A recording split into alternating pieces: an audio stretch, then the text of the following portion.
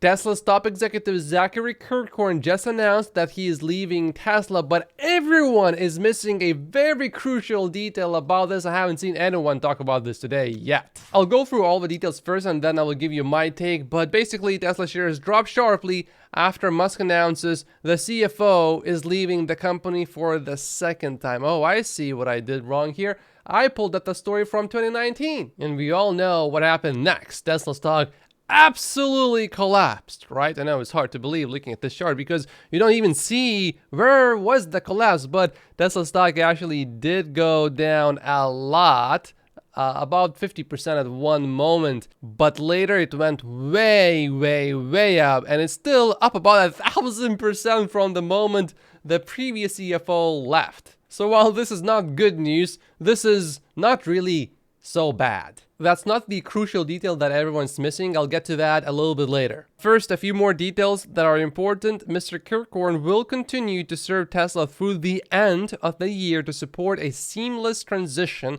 So this is not really going to be a problem where someone steps down and then everyone is scrambling, trying to figure out exactly where everything is. This is not going to be the case at all. There's a bit more that we need to see from this filing. Our new chief financial officer seems to be quite capable. He has quite a bit of experience with Tesla already. He has been Tesla's chief accounting officer since March 2019. Here is all of his experience. Now, one thing that's quite interesting is that he actually worked in India, and Tesla right now is trying to expand into India. So I think that is actually a pretty good person to have potentially. Bradford says that Zach's wording is a bit odd, and I do agree with that. Zach usually is a fairly good communicator, especially with written statements, I would say personally. But Bradford also is saying that Tesla is doing their yearly performance reviews right now. Other higher-ups have recently been fired, quit, or left. And they come in waves with the reviews, and always after the 5th, which is the best day. Some Tesla stock investors are certainly not happy. That would include Ross Gerber. He says, very unhappy to see Zach leaving Tesla. That's a big loss, no spin. Zach, of course, will be greatly missed. He has been with Tesla for over a decade. Ross says Zach is one of the most competent leaders at Tesla and someone I consider part of the core leadership team. Tesla stock earlier was down as much as 4%, and Jeff says Zach working at Tesla forever was priced into the stock as of Friday, hence the sell-off today. I think that makes sense. Zach's wording to me is a bit strange here at first. Here's his post on LinkedIn. This morning, Tesla announced that I have stepped down from my role as Chief Financial Officer, succeeded by our Chief Accounting Officer. So he says Tesla announced, not that I'm stepping down. It's a bit weird to me. And I think Gary has a pretty good take to explain that. My read on Zach's resignation, Gary says, is Tesla has made him very wealthy, and Zach likely told Elon it was time for him to move on and suggested he leave at year end. Elon likely asked him to reconsider. Zach reconsidered and told him he still wanted to leave. Elon took it badly and said, let's make it effective immediately. I think that's certainly possible. I don't see this as Zach disagreeing with Elon's vision, product, or pricing strategy, which have all been well telegraphed. And then Gary has a few more very good points here I suggest to pay attention. The oddest aspect of Zach's resignation is the timing, effective immediately. Most amicable resignations where a top executive has been at the firm for 10 plus years have a transition period of 1 to 2 quarters, where the person steps down at the end of the transition. Now you could say, but Zach said he will continue to support Tesla for a few more months until the end of the year. There's some arguing about this. He did say in the 8K he is staying on to help the transition, but Gary explains it very well. Read the actual words. Mr. Kirkhorn will continue to serve Tesla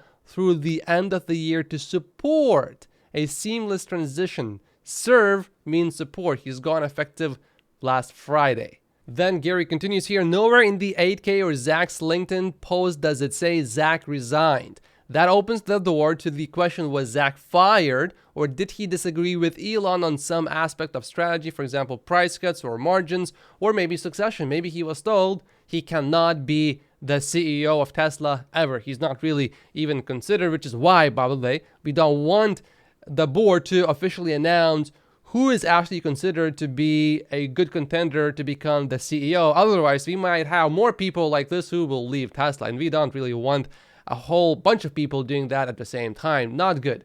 One person doesn't matter much, but if you have 5 people at the same time, that would be terrible. Gary continues.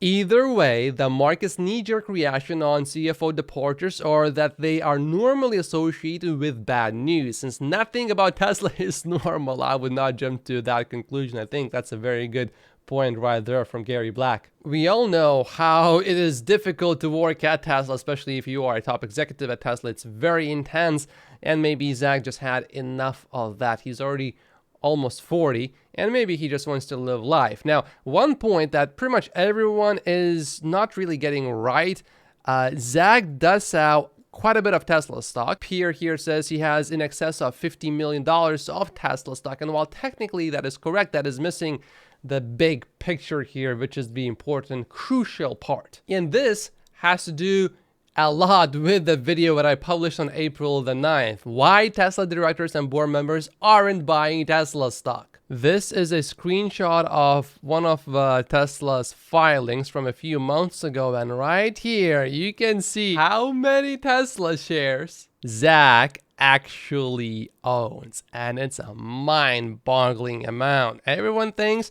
he only owns $50 million worth of Tesla stock, and directly, yes, that's the amount. But you start adding the numbers, and it's, ooh, it quickly becomes a very large number. We need to add all of these options here as well. When back in April, I added everything up, and if I only included options that Zach can already exercise, his total ownership of Tesla stock basically came to about $500 million. Remember, that was back in April. That was when Tesla stock was at $185. He still needs to exercise these options. So to oversimplify, subtract these numbers from these shares in terms of Tesla stock price, and that's how much he can actually keep. So just back in April, he had this many shares, and we're gonna do the calculations based on today's Tesla stock price. We will take $250 for the price of Tesla stock. Most of his Tesla shares, basically, he can acquire under $20. I will round the numbers up and just make it 20. So instead of using $250, I will use $230 for the price of Tesla stock. And we get how much? Well, we get a very large number, $600 million, and that does not even include everything, because I only included options that we know he can definitely for sure already exercise. There's still a whole bunch that he cannot, perhaps. Now just think about this. If you are a CFO of a big company and you have been working for the company for 13 years, it's a very difficult working environment. It's very intense. If you want to make money here and you want to make a difference, this is the place to be. But if you perhaps are struggling with your health, or your spouse is complaining, your kids never see you, and you want to live life now after 13 years of extremely hard work, and you have $600 million at least, I don't know. What do you think you would do? I know exactly what most people would do. Most people would leave and sell these Tesla shares and live a beautiful life. And perhaps he had some sort of a health scare as well. I had a health scare maybe a year and a half ago, maybe a little bit more than that. I thought I might have cancer or something like that. Turns out it was nothing, so I was very happy about that. But how I look at things changed after that. And then you have $600 million. I mean, what else would you need more money for? You can give $20 million basically to every single family member, almost, unless you have a huge family, but maybe just make that $10 million. You are set for the rest of your life, and not just you, but your whole family. Even if you believe that Tesla stock will 10x from here on, I mean, you have 600 million or 6 billion. There's nothing else that you will be able to do really with 6 billion that you can't really do with 600 million in terms of personal enjoyment and taking care of your family. If anything, once you become a billionaire, there's going to be a lot more attention on you, and going to regular places may be a little bit harder. You'll need security. It just becomes a more difficult life, actually, when you become that rich. So money, I don't think, is a motivating factor at all anymore at that point. It's either power or impact. And for Elon, I think it's impact. But many people just choose to relax and live life. So I don't see anything wrong here. I think everything is just fine. Now, the next person to really watch out for is Andrew Baglino. He also has a very large amount of Tesla stock in terms of options that he can exercise already. The total value of these would be equal to a few $100 million. This is also not well known because when you look at NASDAQ data, it only shows up as 66,000 shares, which is just almost $17 million.